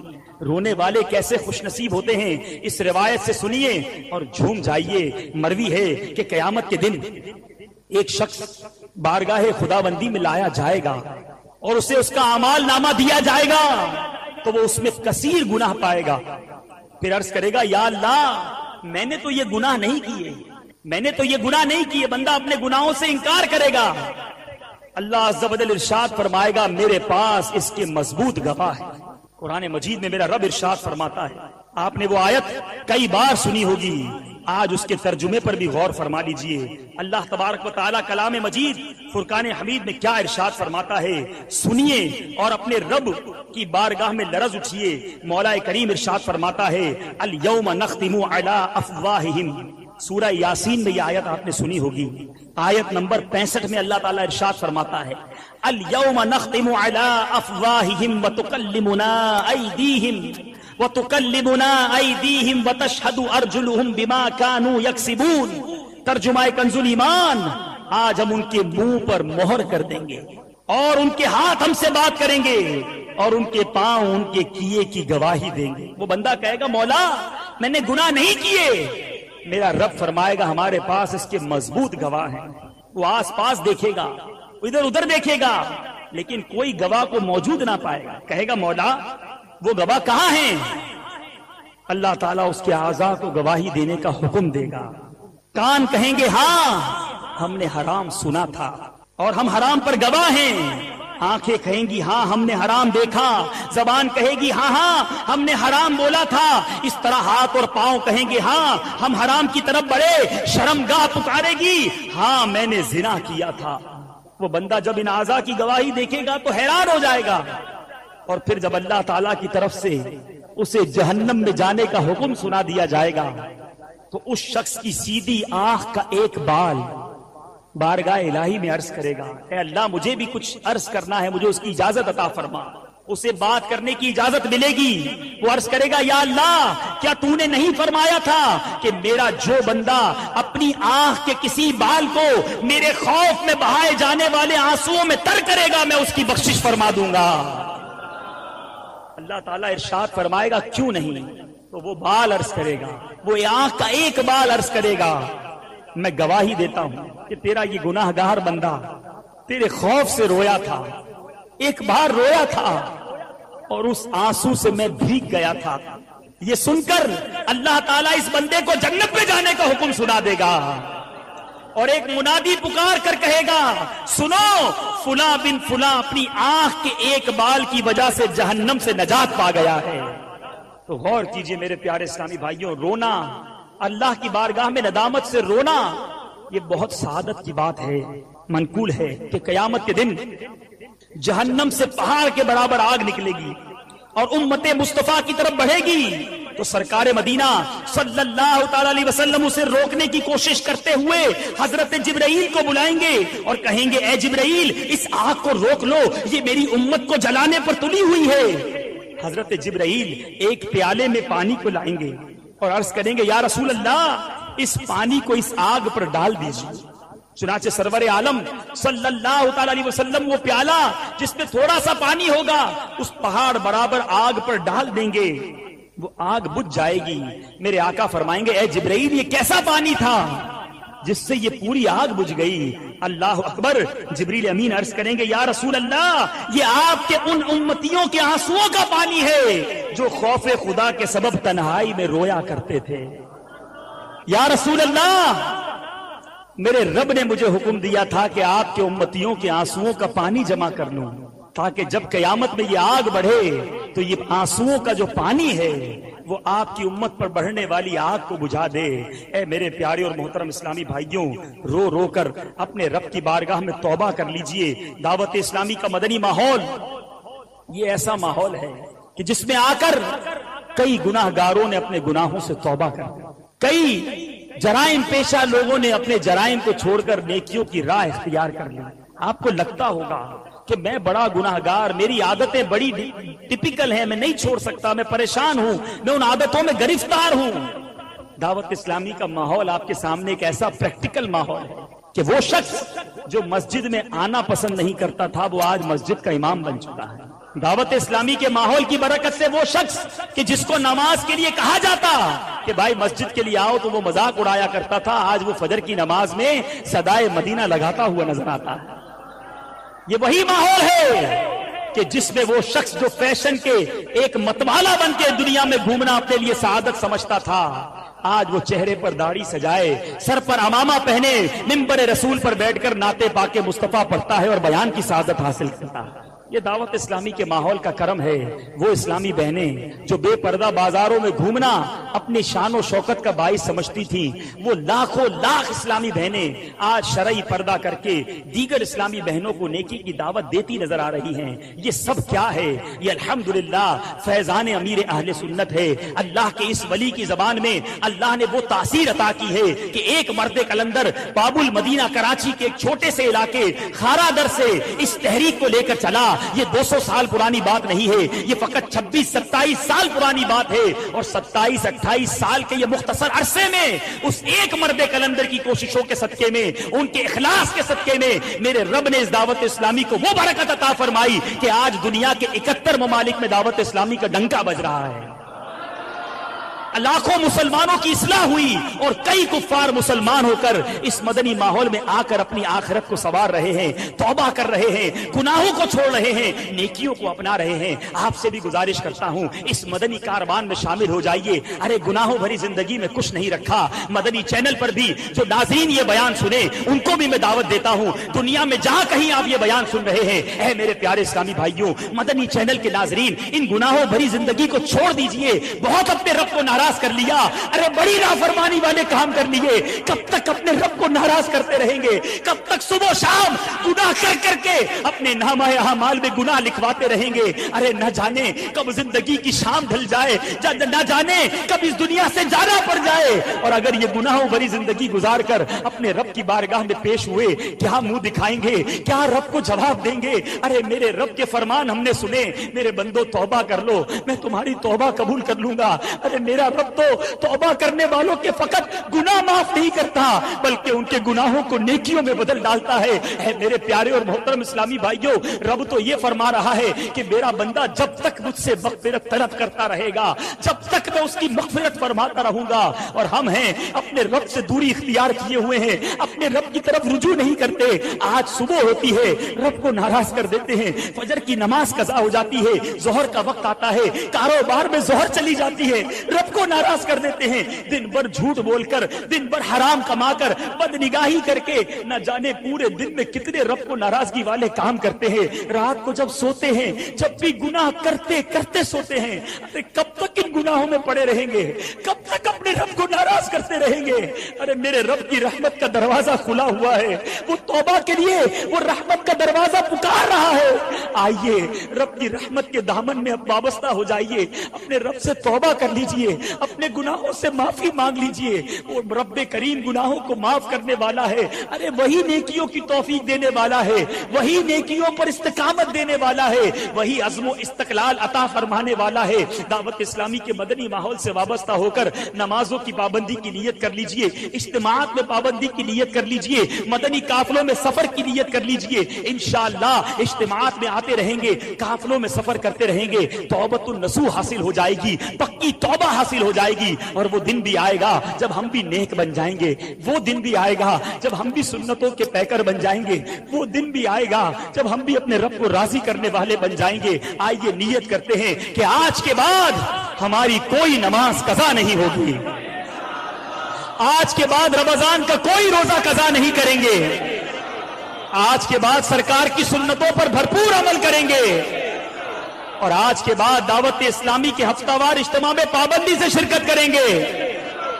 الحمدللہ رب العالمین والصلاة والسلام على سید المرسلین، اما بعد فاعوذ باللہ من الشیطان الرجیم، بسم اللہ الرحمن الرحیم۔ پڑھیے الصلاة والسلام علیک یا رسول اللہ وعلی آلک واصحابک یا حبیب اللہ، الصلاة والسلام علیک یا نبی اللہ وعلی آلک واصحابک یا نور اللہ۔ درود پاک پڑھنے کے بے شمار فضائل و برکات ہیں. کعبے کے بدرالدجا، طیبہ کے شمس الضحا صلی اللہ تعالی علیہ وسلم کا فرمان عالی شان ہے. آقا علیہ السلام فرماتے ہیں مجھ پر درود پاک بھیجو اور دعا میں خوب کوشش کرو اور کہو اللہم صلی علی محمد وعلی آل محمد صلی اللہ علیہ وسلم. تو یہ درود پاک بڑا پیارا درود پاک ہے. اس میں نبی پاک پر بھی درود بھیجا گیا ہے، آل رسول پر بھی درود بھیجا گیا ہے، اور اس میں نبی پاک نے گویا ہمیں دعا کی قبولیت کا ایک نسخہ بھی بتا دیا کہ جب بھی دعا مانگیں تو درود پاک پڑھیں. آپ دیکھیں ماشاءاللہ مسجدوں میں دعا ہوتی ہے تو دعا سے پہلے بھی درود پڑھا جاتا ہے، دعا کے آخر میں بھی درود پڑھا جاتا ہے. تو یہ بڑا کمال کا طریقہ ہے کہ اگر آپ اول آخر دعا کے اندر درود پاک پڑھ لیں تو چونکہ درود پاک مقبول ہے تو اللہ کی رحمت سے یہ بعید ہے کہ پہلا قبول کر لے، آخری قبول کر لے، درمیان کا چھوڑ دے. ایسا نہیں ہوگا. درود پاک کی برکت سے انشاءاللہ دعائیں بھی قبول ہو جائیں گی. آئیے مل کر محبت کے ساتھ بآواز بلند درود پاک پڑھ لیں. صلو علی الحبیب صلی اللہ تعالی علی محمد صلی اللہ علیہ وآلہ وسلم. یاد کر کے شہد و عالم کو پڑھیے با چشم نم درود و سلام. وہ دعا مستجاب ہوتی ہے، وہ دعا قبول ہوتی ہے جس میں ہوتا ہے ضم درود و سلام. مشکلوں کے سبھی اندھیروں میں، مشکلوں کے سبھی اندھیروں میں ہے ضیائے کرم درود و سلام. محبت کے ساتھ درود پاک. صلو علی الحبیب صلی اللہ تعالی علی محمد صلی اللہ تعالی علیہ وآلہ وسلم. الحمدللہ ہم اپنے بیان کا ٹاپک رکھتے ہیں قرآن کی باتیں. قرآن کی کچھ آیتیں ہوتی ہیں، ہم اس کو سمجھنے کی کوشش کرتے ہیں اور اس سے ملنے والا میسج لیتے ہیں. آج قرآن پاک کی جو آیت ہے پارہ نمبر 1 ہے، سورہ بقرہ ہے اور آیت نمبر ہے 99. اللہ کریم اس آیت میں کیا ارشاد فرماتا ہے؟ بسم اللہ الرحمن الرحیم. وَلَقَدْ أَنزَلْنَا إِلَيْكَ آيَاتٍ بَيِّنَاتٍ وَمَا يَكْفُرُ بِهَا إِلَّا الْفَاسِقُونَ. اللہ کریم قرآن مجید فرقان حمید کی اس آیت میں کیا ارشاد فرماتا ہے؟ آسان ترجمہ قرآن کنز العرفان. اور بے شک ہم نے تمہاری طرف روشن آیتیں نازل کی اور ان کا انکار صرف نافرمان ہی کرتے ہیں. اب ذرا غور کیجئے یہ آیت کے پیچھے پس منظر کیا ہے، شان نزول کیا ہے. ابن سوریہ نام کا ایک غیر مسلم تھا، بنی اسرائیل میں سے تھا. حضرت عبداللہ ابن عباس رضی اللہ تعالیٰ عنہ فرماتے ہیں کہ ایک دن ابن سوریہ نبی پاک علیہ السلام کے سامنے بڑی جرت اور جسارت کرتے ہوئے، بدتمیزی کرتے ہوئے کہتا ہے اے محمد صلی اللہ تعالیٰ علیہ وسلم، آپ کوئی ایسی چیز نہیں لائے جسے ہم پہچانتے ہو. اللہ پاک نے آپ پر کوئی واضح نشانی نہیں اتاری. اس بدبخت کے جواب میں اللہ کریم نے آیت کریمہ نازل فرمائی. کیا آیت ہے جو ابھی ہم نے سنی؟ وَلَقَدْ أَنزَلْنَا إِلَيْكَ آيَاتٍ بَيِّنَاتٍ وَمَا يَكْفُرُ بِهَا إِلَّا الْفَاسِقُونَ. اور بے شک ہم نے تمہاری طرف روشن آیتیں نازل کی اور ان کا انکار صرف نافرمان ہی کرتے ہیں. ایک روایت یوں بھی ہے کہ حضرت معاذ بن جبل رضی اللہ تعالیٰ عنہ ایک دن یہودیوں کو شرم دلاتے ہوئے فرماتے ہیں. حضرت معاذ بن جبل بھی ایمان لائے تھے نا، تو وہ یہودیوں کو شرم دلاتے ہوئے فرماتے ہیں کہ تم وہ ہو جو ہمیں آخری نبی کی نشانیاں بتاتے تھے. تم نے ہی وہ نشانیاں بتائیں جنہیں دیکھ کر ہم نے کلمہ پڑھ لیا. جب پیارے آقا تشریف لائے تم نے جو نشانیاں بتائیں وہ ہم نے ان میں دیکھی، ہم نے کلمہ پڑھ لیا، مگر تم کلمہ کیوں نہیں پڑھتے؟ اللہ اکبر. تو یہودی کہتے ہیں کہ تورات میں جو نشانیاں لکھی ہیں یہ وہ نبی نہیں ہیں، یہ کوئی واضح نشانی لے کر نہیں آئے. ان کے جواب میں اللہ نے یہ آیت نازل فرمائی وَلَقَدْ أَنزَلْنَا إِلَيْكَ آيَاتٍ بَيِّنَاتٍ وَمَا يَكْفُرُ بِهَا إِلَّا الْفَاسِقُونَ. اور بے شک ہم نے تمہاری طرف روشن آیتیں یعنی روشن واضح نشانیاں نازل فرمائیں اور ان کا انکار صرف نافرمان ہی کرتے ہیں. اللہ اکبر. ایسی واضح نشانیاں قرآن کہتا ہے جس کا کوئی انکار نہیں کر سکتا. ہاں صرف فاسق طبیعت والے جو محض دشمنی اور عداوت رکھتے ہیں وہ انکار کرنے والے ہیں. اللہ اکبر. اب اس آیت کا پہلے تو تفصیل تو سمجھیں گے مگر ذرا اسلوب دیکھیں. انداز قرآن دیکھیں.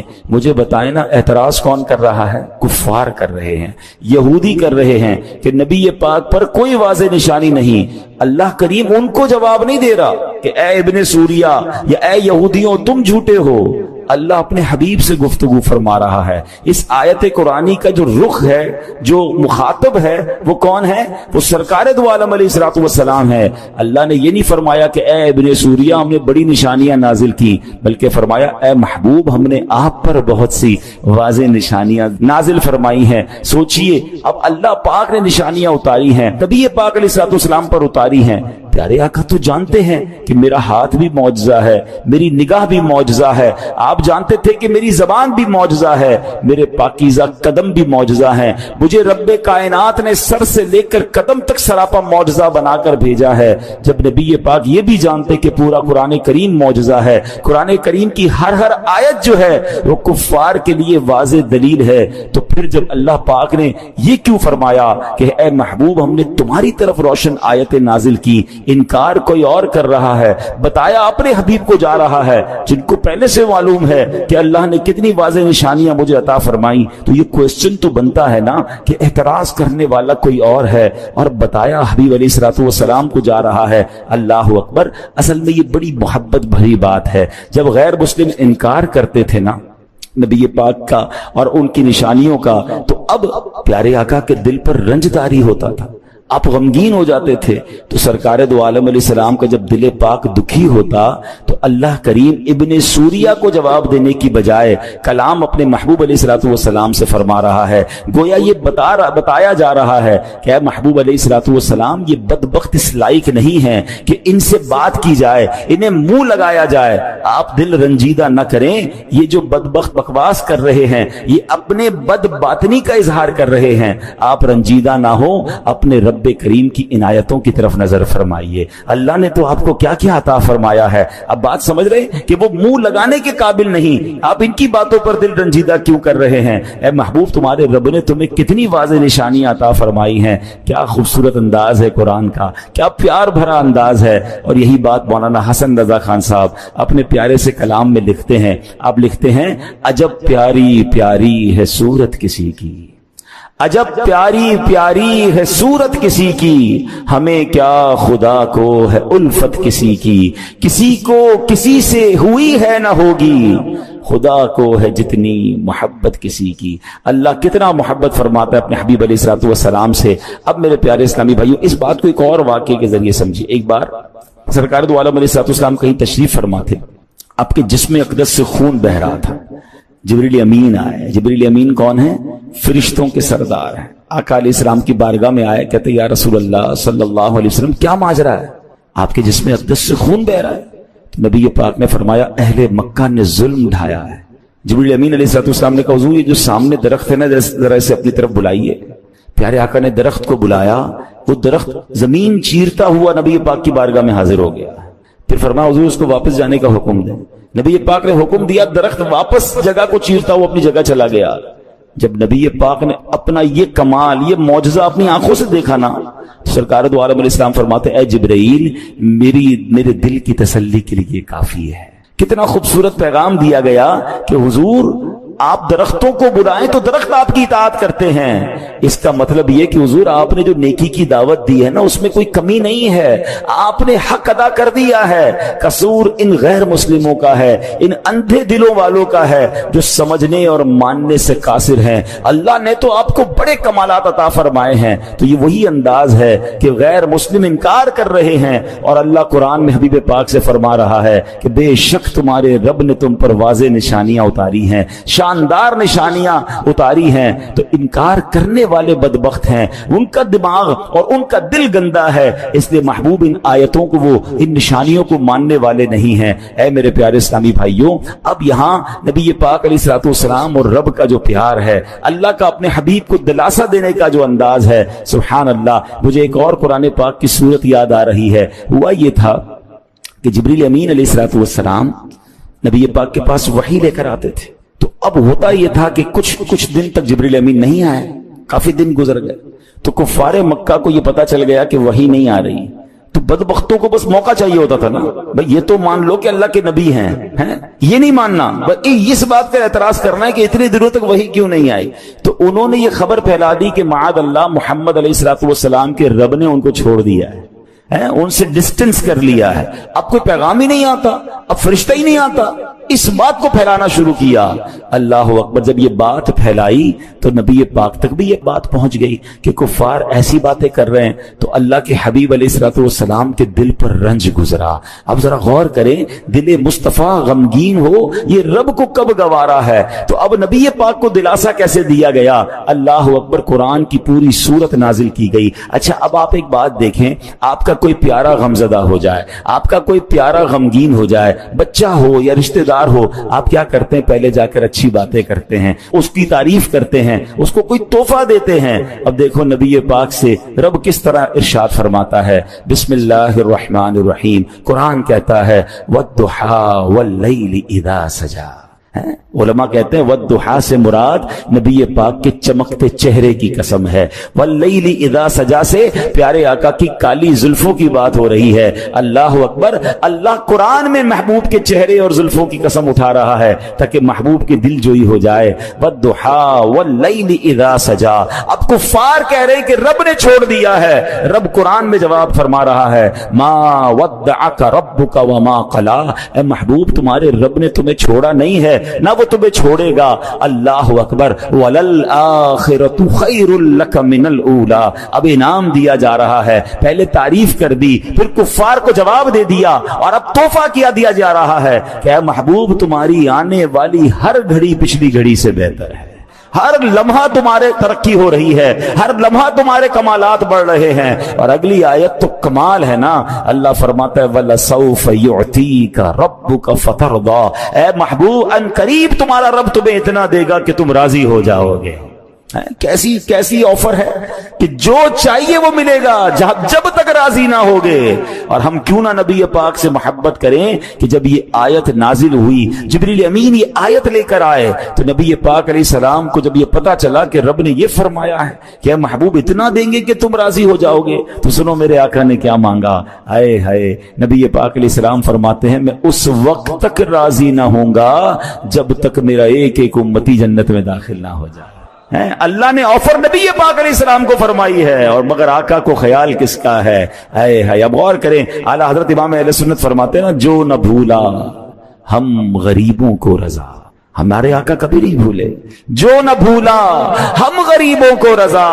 یاد اس کی اپنی عادت کیجئے. تو جتنا ہو سکے ہمیں نبی پاک سے محبت کرنی ہے اور اپنی محبتوں کو بڑھانا ہے، ان کی سنتوں پر عمل کرنا ہے. ایسے آقا کہ جب یہ آفر ملتی ہے وَلَسَوْفَ يُعْتِيكَ رَبُّكَ فَتَرْضَىٰ. اے محبوب اتنا دیں گے، ان قریب اتنا دیں گے کہ تم راضی ہو جاؤ گے. ہمیں کوئی کہے مانگو کیا چاہیے، اتنا دوں گا کہ راضی ہو جاؤ گے. کوئی گاڑی مانگے، کوئی بنگلہ مانگے، کوئی نوکری مانگے، کوئی کاروبار مانگے گا، اپنے بچوں کے لیے مانگے گا. میرے آقا نے وہاں بھی یاد کیا تو ہم گناہ گاروں کو یاد کیا. پھر کیوں نہ ہم ان سے محبت کریں، پھر کیوں نہ ان کا میلاد بنائیں، پھر کیوں نہ ان کا ذکر کریں، پھر کیوں نہ ان کے چرچے بلند کریں. اور یہاں بھی نبی پاک کا انکار کفار کر رہے ہیں کہ نشانیاں نہیں ہیں آپ کے پاس، معاذ اللہ. مگر قرآن کہتا ہے محبوب ہم نے تو تم پر بڑی واضح نشانیاں اتاری ہیں. ان کے دل میلے ہیں، یہ دل کالے ہو گئے ہیں، یہ فسق والے ہیں، یہ ایمان والے نہیں، اس لیے ان کو نشانیاں نظر نہیں آ رہی. آپ دل چھوٹا نہ کریں، آپ دل میلا نہ کریں. اللہ اکبر. کیا خوبصورت انداز سے قرآن اپنے حبیب علیہ الصلوۃ والسلام سے گفتگو فرماتا ہے. اب آگے سنیے، اللہ کریم نے دو باتیں فرمائی. وَلَقَدْ أَنزَلْنَا إِلَيْكَ آيَاتٍ بَيِّنَاتٍ وَمَا يَكْفُرُ بِهَا إِلَّا الْفَاسِقُونَ. اس میں دو باتیں ہیں. اور بے شک ہم نے تمہاری طرف روشن آیتیں نازل کی اور ان کا انکار صرف نافرمان ہی کرتے ہیں. اللہ پاک نے محبوب پاک علیہ الصلوۃ والسلام سے فرمایا پہلی بات کہ واضح نشانیاں تھیں، ایگزیکٹلی کلیئر نشانیاں تھیں. دوسری بات کہ واضح نشانیوں کا جو انکار کرتا ہے نا وہ فاسق ہوتے ہیں، وہ ایمان والے نہیں ہوتے. اب مثال کے طور پہ حضرت جبیر بن مطعم رضی اللہ تعالیٰ صحابی رسول ہیں. آپ نے فتح مکہ سے پہلے اسلام قبول کیا، مدینہ منورہ میں رہے اور وہیں آپ نے وفات پائی. آپ اپنے اسلام قبول کرنے کا واقعہ بیان فرماتے ہیں. کہتے ہیں غزوہ بدر ہوا، غیر مسلم قید ہو گئے تھے، میں ان قیدیوں کے بارے میں نیگوشیشن کرنے کے لیے، بات کرنے کے لیے مکے سے مدینے آیا تھا، یعنی کفار کی طرف سے نمائندہ بن کر کہتے میں مدینے گیا تھا۔ اب کہتے جب یہاں پہنچا تو مغرب کا وقت تھا، نبی پاک علیہ الصلوۃ والسلام نماز پڑھا رہے تھے۔ کہتے میں مسجد کے قریب گیا تو آپ کی تلاوت کی آواز مسجد کے باہر آ رہی تھی، تو آپ نے اس وقت سورہ والطور کی تلاوت فرمائی۔ ابھی میں قرآن پاک سن رہا تھا، اللہ اکبر، ذرا غور کریں، قرآن کلام کس کا ہے؟ رحمان کا کلام ہے عز و جل، اور زبان سے کس کس ادا ہو رہا ہے؟ محبوب رحمان عز و جل۔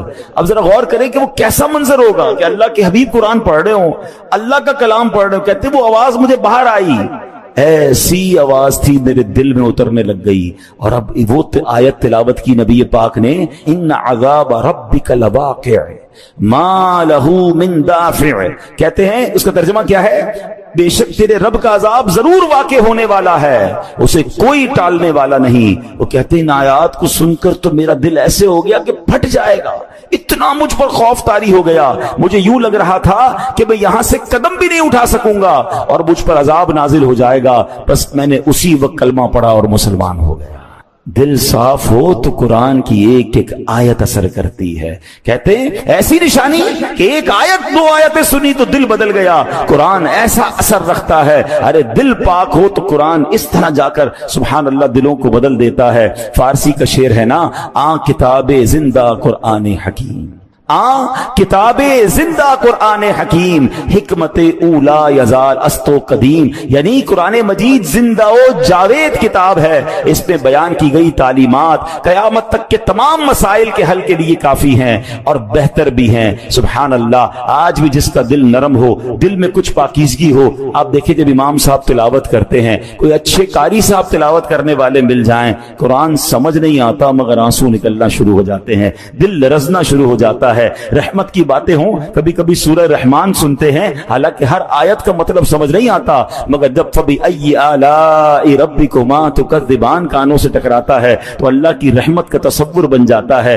اللہ اکبر، کبھی آنسو بہ رہے ہوتے ہیں، کبھی اپنے گناہ یاد آتے ہیں۔ ارے کون سی کتاب ہے دنیا میں ایسی کہ جو سمجھ نہیں آتی مگر دل پر اثر کرتی ہے، جو دل سے کنیکٹ ہو جاتی ہے؟ میں نے کئی بار بیانات میں یہ بات کی ہے کہ دنیا میں بہت ساری کتابیں آپ نے پڑھی ہوں گی، کئی لوگ بڑے شوقین ہوتے ہیں کتابوں کے، گھر میں لائبریری ہوتی ہے، کتابیں رکھتے ہیں، اچھی بات ہے، کتابیں اچھی کتابیں پڑھنی چاہیے، مگر آپ کی جو فیورٹ کتاب ہو بتائیں نا کتنی بار پڑھ لیں گے آپ کہیں گے میں 2 بار پڑھ چکا ہوں اس کتاب کو، بہت پسند ہے 3 بار۔ آپ کو کوئی کہے یار 10-12 بار پڑھو نا، آپ کہیں گے کیا یار بور ہو جاتے ہیں، 3 بار پڑھ لی، سب سمجھ آ گیا جو کتاب میں تھا، اب کتنی بار پڑھنی ہے؟ اٹ مینس آپ کی فیورٹ کتاب بھی آپ 3-4 بار سے زیادہ نہیں پڑھ سکتے۔ اللہ اکبر، قرآن 1000 بار پڑھیں، ہر بار نیا لطف دیتا ہے۔ قرآن پرانا نہیں ہوتا، کوئی آپ کو نہیں ملے گا یار بچپن سے قرآن پڑھ رہا ہوں اور بور ہو گیا ہوں، معاذ اللہ، اگر ایسا ہے تو خود اپنے دل کا علاج کروائے، ورنہ قرآن تو ہر بار نئی تازگی دیتا ہے۔ زندہ کتاب ہے نا، اللہ کا کلام ہے اور قرآن خود معجزہ ہے۔ اللہ اکبر، مجھے بتائیں دنیا میں کون سی کتاب ہے جو 6 سال 5 سال کا بچہ پوری یاد کر لے، اور وہ بچہ یاد کر لے جس کی زبان عربی نہ ہو، پنجابی، اردو، سندھی بولنے والا، بلوچی بولنے والا، افریقی زبان بولنے والا، یورپ کی زبان بولنے والا، جس کو قرآن سمجھ نہیں آ رہا مگر پورا قرآن اچھا یاد بھی کیسے ہوتا ہے؟ زبر زیر پیش بھی صحیح یاد ہوتا ہے، پورا کا پورا قرآن محفوظ ہو جاتا ہے دل کے اندر۔ کیا ہے یہ ہماری آنکھوں کے سامنے ہے کہ کیسی نشانیاں ہیں۔ بات یہ کہ نشانیوں کو ماننے والا چاہیے، دل اب نہیں ماننے والا، غیر مسلم نہیں مانتے، ان کو قرآن سے کوئی اٹریکشن نہیں ہوتی، مگر آپ دیکھیں کہ جس نے قرآن کو صحیح پڑھا، آپ کو پتہ ہے 9/11 کے بعد امریکہ میں سب سے زیادہ اسلام پھیلا۔ کیوں؟ کیونکہ بہت پروپیگنڈا ہوا اسلام کے خلاف، تو لوگوں نے قرآن پڑھنا شروع کیا کہ قرآن میں کیا کیا لکھا ہے جو مسلمان ایسا کرتے ہیں، اتنی بری باتیں بتاتے ہیں ان کے بارے میں۔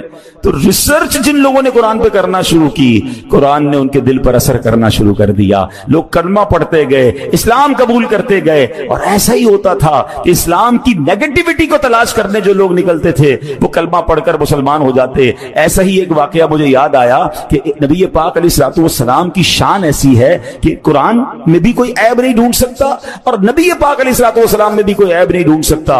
अल्लाह ने ऐसे सच्चे नबी अता फरमाए, ऐसे कामिल नबी अता फरमाए, सुभान अल्लाह। आला हज़रत तो कहते हैं ऐब तो छोड़ो, ऐब का गुमान भी कोई नहीं कर सकता। वो कमाल हुस्न हुजूर है कि गुमाने नक्स जहां नहीं, यही फूल खार से दूर है, यही शम्मा है कि धुआं नहीं। यानी ये एक ऐसे आका हैं जिनमें नक्स तो छोड़ो, नक्स का गुमान भी कोई नहीं कर सकता।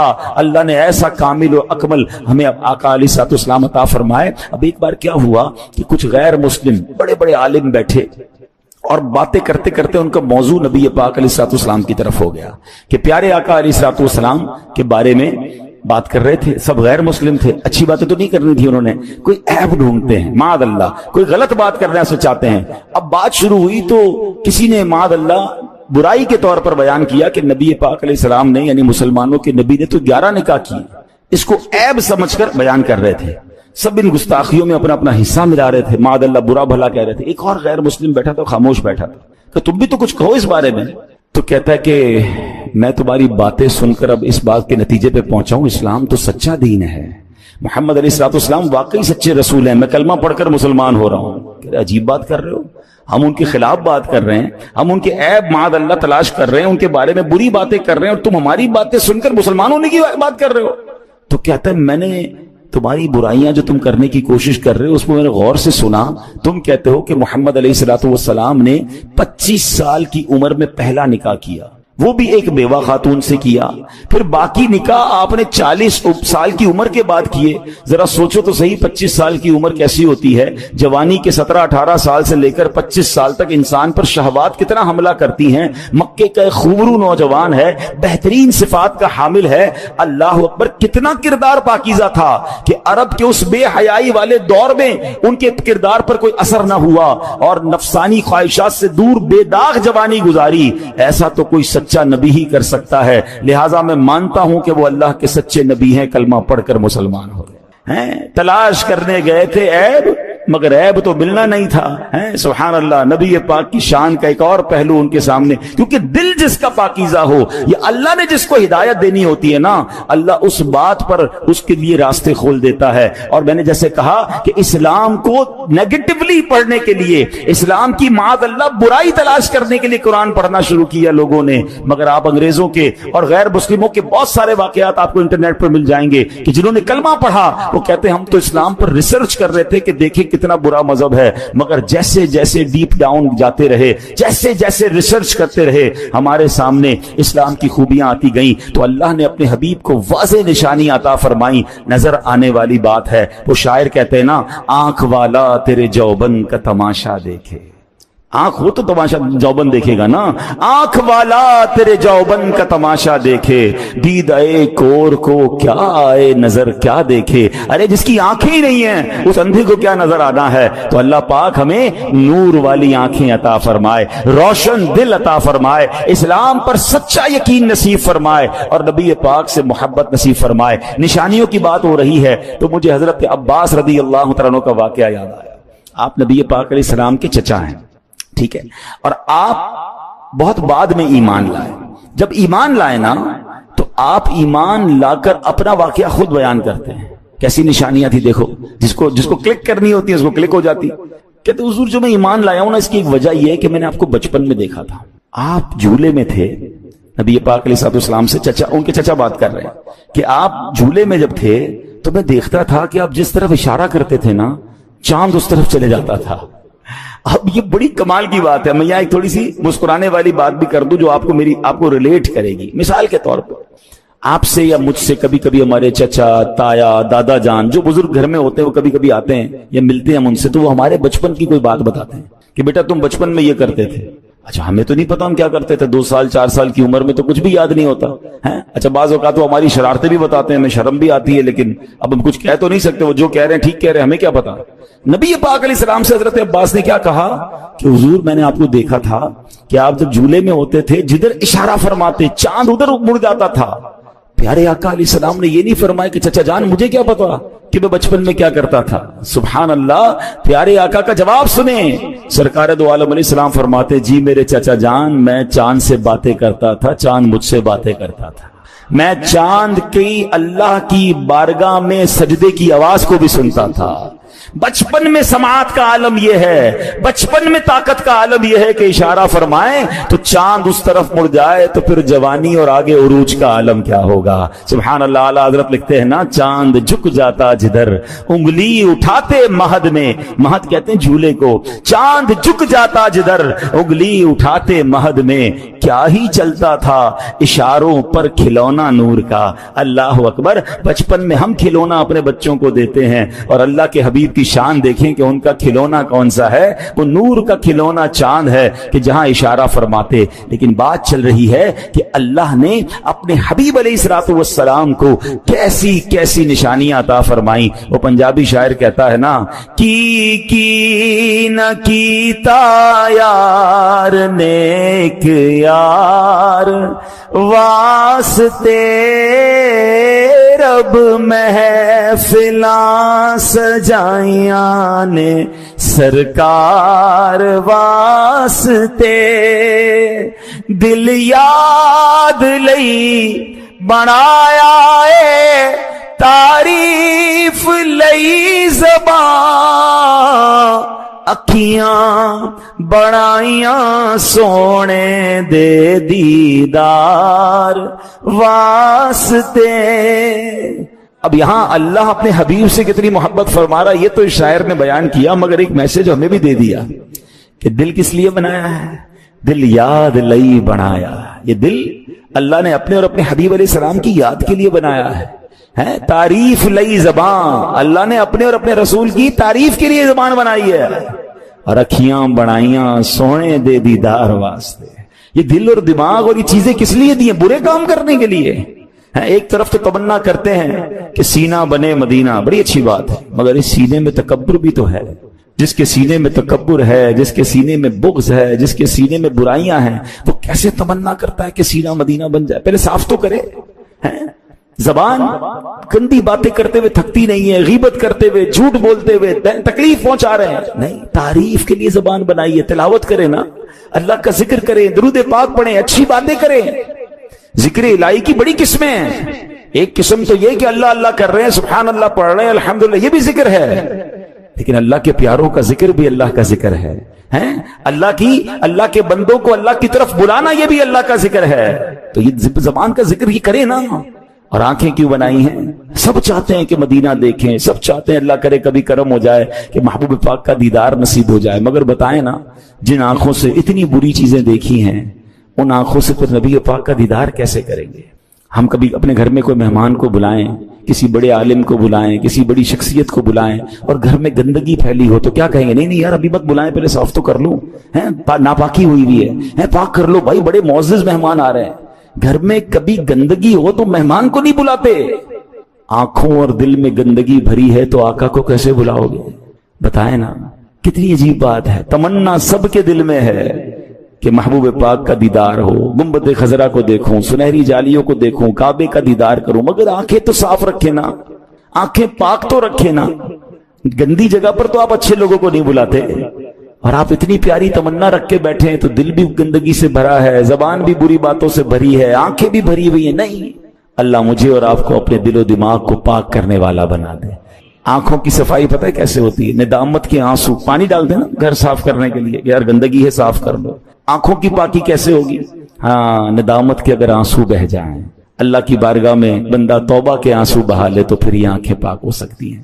اللہ مجھے اور آپ کو اپنی آنکھوں کو, اپنی زبان کو, اپنے دل و دماغ کو پاک کرنے کی توفیق عطا فرمائے. تو بات ہو رہی تھی کہ کیسا سچا دین ہے ہمارا, کیا خوبصورت کلام پاک ہے کہ جس میں نشانیاں ہی نشانیاں ہیں. بس بات یہ ہے کہ جن بدبختوں کے دماغ کے اندر, جس کو کہتے ہیں نا کہ بے حیائی ہے اور لا دینیت ہے اور ناپاکی ہے, ان کو قرآن اور اسلام میں سچائی نظر نہیں آتی. اب مثال کے طور پہ قرآن کے سچا ہونے کی میں ایک اور آپ کو لاجیکلی دلیل دیتا ہوں, پھر اپنے بیان کو ہم اینڈ کرتے ہیں. کہ مثال کے طور پہ میں آپ سے کہوں کہ میرے پاس سر درد کی دوا ہے اور وہ بڑی اچھی ہے, اب میں جھوٹ کہہ رہا ہوں یہ سچ کہہ رہا ہوں، اس کا نتیجہ کیسے نکلے گا؟ کہ آپ دوائی کھا کے دیکھ لیں، سر درد ٹھیک ہو جائے تو میں سچا ہوں، نہیں ٹھیک ہوا تو پھر جھوٹا ہوں. ایسے ہی لوگ ہوتے ہیں، فائنل تو اسی طرح ہوگا نا.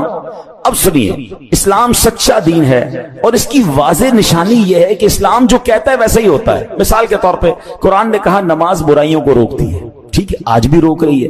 آپ 5 وقت صحیح نماز پڑھنے والے کو دیکھ لیں اور ایک بھی نماز نہ پڑھنے والے کو دیکھیں، عموماً میجورٹی آپ کو دونوں میں بہت فرق آئے گا کہ جو پراپر 5 وقت نماز پڑھنے والا ہے وہ بہت ساری برائیوں سے روک رہا ہوگا، کیونکہ نماز اسے برائیوں سے روک رہی ہے. تو قرآن نے کہا نماز برائیوں سے روکتی ہے، آپ اپنی آنکھوں سے نتیجہ دیکھ لیں. اسی طرح اسلام کہتا ہے سود معاشیات کو تباہ کر دیتا ہے.